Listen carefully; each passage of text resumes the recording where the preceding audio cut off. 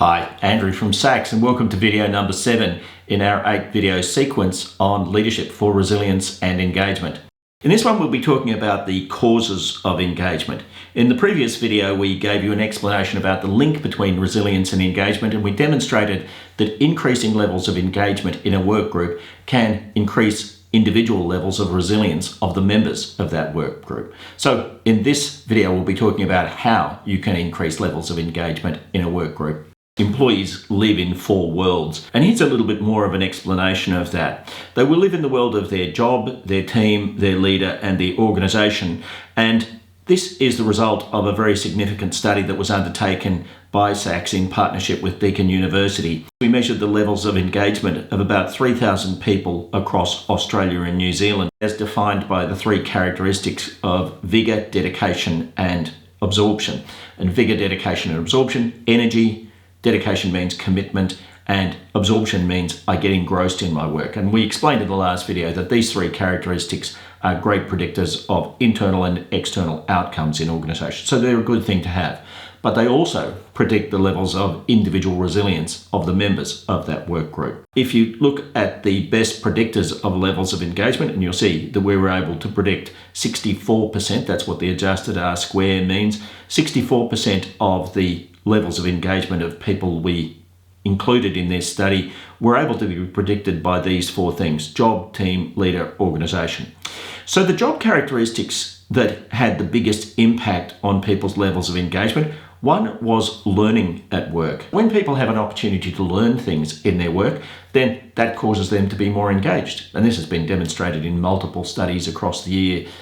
The more we learn at work, the more passionate we are about our work. The second is optimism about the job, which is to say, I believe that this job is likely to get better. And optimism is an extremely strong driver of resilience in its own right. If we have something to look forward to, we are much more likely to be resilient. The third characteristic is self-confidence. If I have the ability, if I believe I'm able to do this job well, then I'm far more likely to be resilient and engaged. Variety at work is a very important characteristic. So when people are doing the same stuff over and over and over, they are much less likely to be engaged and therefore less likely to be resilient.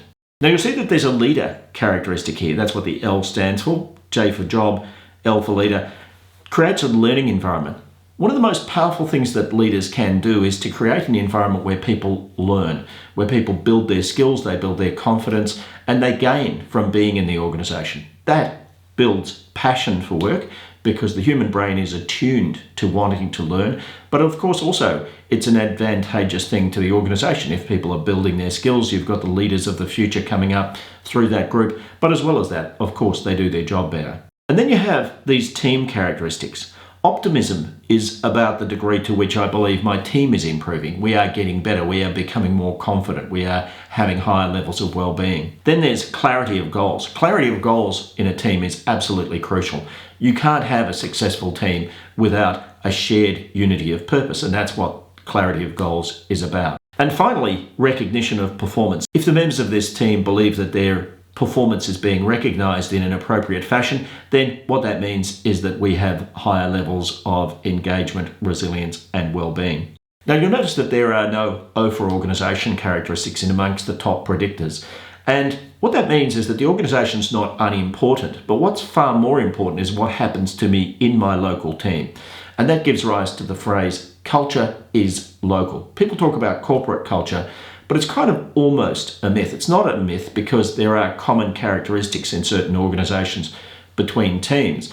But any researcher will know that if you measure levels of engagement, the differences between teams in the one organisation vastly outstrips the differences between organisations.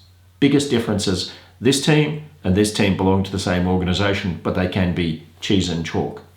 Now, leader behaviours are really crucial to predict engagement, which is to say, when people have good leadership, it has a range of characteristics, and here's 10 characteristics that we discovered in our research. And these 10 characteristics we in fact measure in a 360-degree feedback tool which many clients use. But there are 4 of them which seem to be really powerful in predicting levels of engagement. The first is empowerment. So if you want to lead for resilience and engagement, you have to be an empowering leader.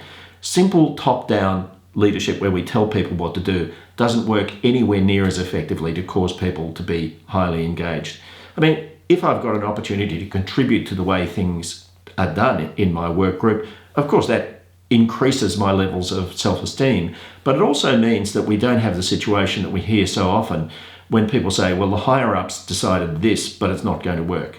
Optimism and positivity. Good leaders need to be optimistic and positive. If you think of the way that leadership developed, it evolved so that the followers would have a better chance of survival, going back to the days of the hunter-gatherer and also in the animal kingdom. Animals follow each other to have a better chance of survival and a better chance of safety. And of course, leaders who are pessimistic, they are putting a lie to that contract with the staff who are following them. So leaders need to be optimistic and positive. And then supportive leadership. Not surprisingly, people need a form of leadership where people honour and respect them at a human level, but also provide them with professional growth. So it's not just supportive at a human level, that's important, of course, but in addition, if we come to a place to do our work and we're not being supported in terms of our professional growth, well, not surprisingly, we're not likely to be anywhere near as engaged or resilient in our work. And finally, good leaders create a learning environment. When a leader is a facilitative leader and is causing people to have authority over their work, of course, that causes people to learn and grow. It's one of the most powerful learning experiences that you can have. You know, sometimes in adult learning, we talk about the 80-20 rule, which is to say that 80% of the stuff that really matters is not learned from our degree in a classroom, anywhere else. It's actually learned on the job.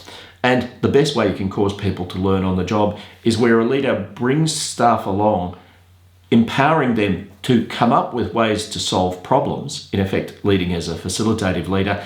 And what that does is it creates a situation where they learn. They learn how to deal with challenges. And of course, this also makes them more resilient, because when things go wrong, they don't go straight to the boss to have their problem solved. They're more likely to go to their colleagues and together come up with a solution to make things better. Now, the last video in this sequence will be about building engagement and resilience. So we're taking all of the concepts that we've given you in the previous 7 videos, and we're wrapping it up with some specific techniques about how to make a work group more engaged and resilient. Click on the link near this video to join us.